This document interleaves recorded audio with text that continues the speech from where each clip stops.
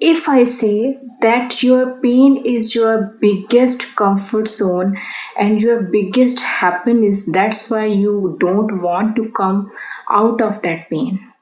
Is it sounding crazy? No, but it is not. Let me explain you कि in this video we gonna talk about कि हम किसी भी painful situation में,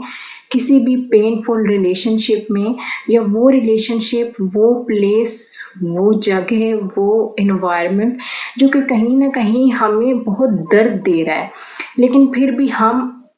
वहाँ पे रहना चाहते हैं, वो we are not realising that एक कंफर्ट है उसके अंदर, and why we want to be in that space for so long time, for that relationship for so long time, and वो कौन सी चीज़ है जो हमें उस रिलेशनशिप से, उस चीज़ से मिल रही है जिसकी वजह से हम उसको छोड़ नहीं पा रहे. So when I say that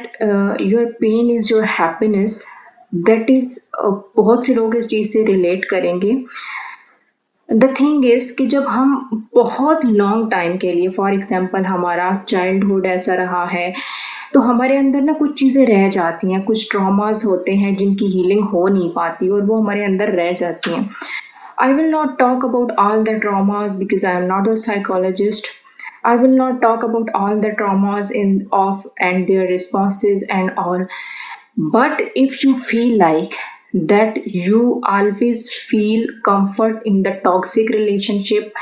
you always attract the people who give you the pain. Like your mind literally attract those things जो आपको पेन देती हैं, वो लोग जो आपको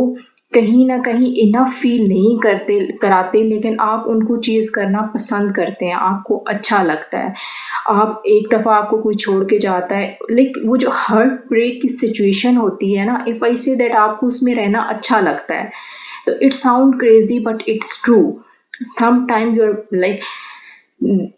कुछ ट्रॉमास की हीलिंग जब आपकी नहीं होती, जो चाइल्डहुड की चीज़ें आपके अंदर रह जाती हैं और उसका ट्रॉमा रिस्पॉन्स ऐसे होता है कि आप क्रेव कर रहे होते हो, आप अट्रैक्ट कर रहे होते हो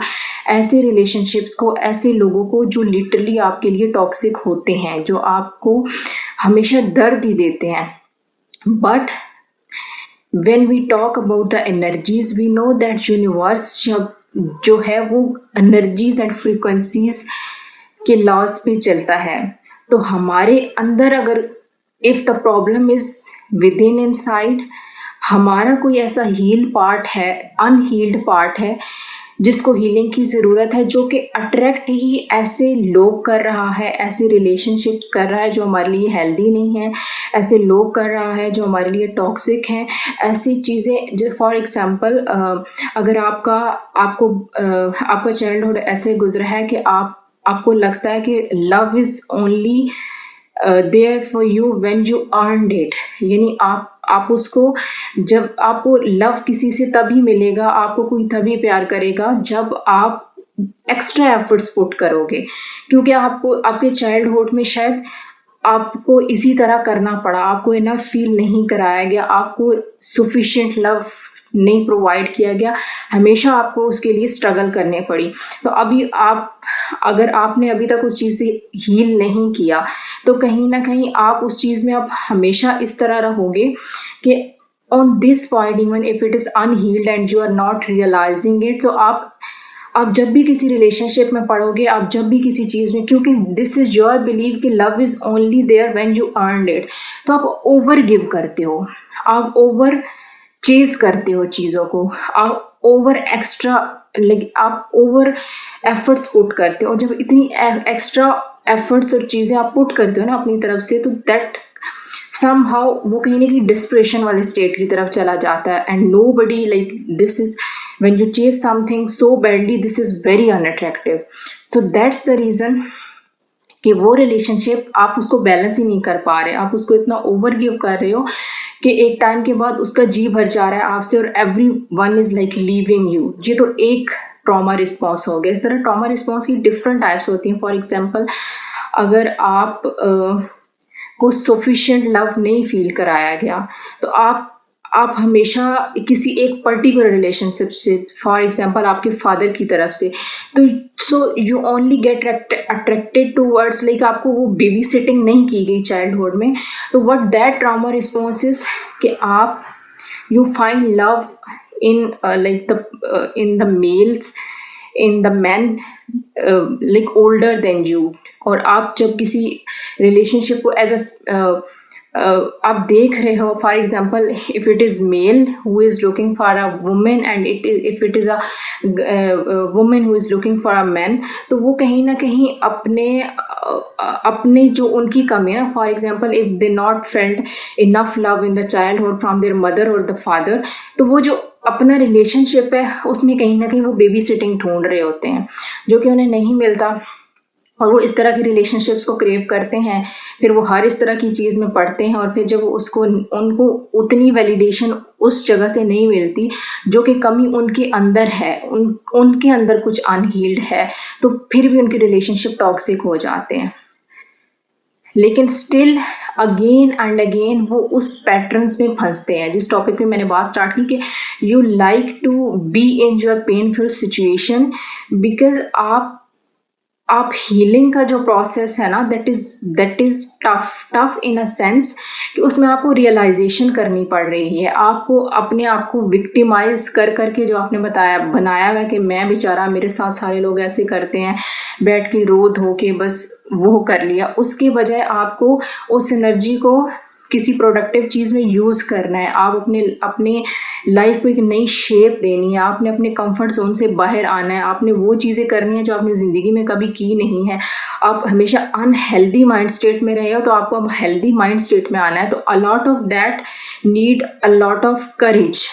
to come out of it. आप क्योंकि ऑफकोर्स ये एक आपके हाथ में तो नहीं है ना, उस तरह से आपके अंदर एक अनहील्ड पार्ट है, अब आपको आपने उसमें अवेयरनेस पुट की, आपको समझ आ गई, आपको रियलाइजेशन आ गई कि भाई this is something which is wrong within me. मैं बार बार ऐसे लोगों को, मेरी एनर्जी बार बार ऐसे लोगों को अट्रैक्ट कर रही है जो मुझे पेन दे रहे हैं। बट द सिचुएशन इज कि जब आप इस तरह की सिचुएशन में होते हो, जब आप क्रेव कर रहे होते हो लिटरली ऐसे रिलेशनशिप्स को, ऐसी चीज़ों को, तो वो आपके हाथ में ही आपको लगता है एक टाइम के बाद कि नहीं है, मैं क्रेव ही ऐसी चीज़ों को कर रहा हूँ, मुझे अच्छा ही ये लग रहा है। समझ आ रही है कि realising that it is unhealthy but still I am liking it, I want to be in that miserable state, क्योंकि जब मुझे उन पैटर्न से खुद को बाहर निकालना है तो मुझे खुद को अकेला भी करना पड़ेगा, मुझे खुद को इनफ वैलिडेशन खुद प्रोवाइड करनी पड़ेगी, मुझे अपने आप को with in my self secure करना पड़ेगा, अपनी इनसिक्योरिटीज़ दूर करनी पड़ेंगी, मुझे अपने आप को कॉन्फिडेंट बनाना पड़ेगा, मुझे अपने कॉन्फिडेंस पे काम करना पड़ेगा, तो that is a lot of work to do. So that's why most of the people, they find their peace, their happiness in the pain। एक दफ़ा उनको किसी वो बार बार एक जैसे पैटर्न्स अट्रैक्ट कर रहे होते हैं, क्योंकि कहीं ना कहीं उन्हें पीस ही उसी चीज़ में मिल रहा होता है, but that is not long lasting peace. वो मतलब वो एक दर्द की और पीस की एक मिली जुली कैफियत होती है, जिसमें आप करीब ही टॉक्सिक रिलेशनशिप को करते हो। जब आपको टॉक्सिक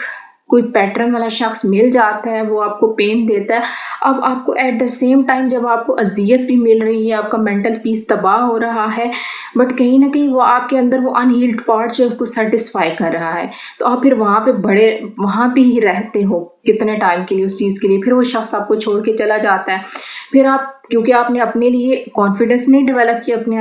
अंदर अपने लिए वैलिडेशन और सिक्योरिटी नहीं डेवलप की, तो आप फिर आप दोबारा बाहर की तरफ एस्केप करते हो। आपके अंदर तो कुछ है ही नहीं, आपने कभी खुद को हील करने की कोशिश ही नहीं की, आपने कभी हेल्दी लाइफ की तरफ जाने की कोशिश नहीं की, तो आप दोबारा से फिर आप दोबारा से किसी एस्केप की, किसी रिलेशनशिप की तरफ जाओगे,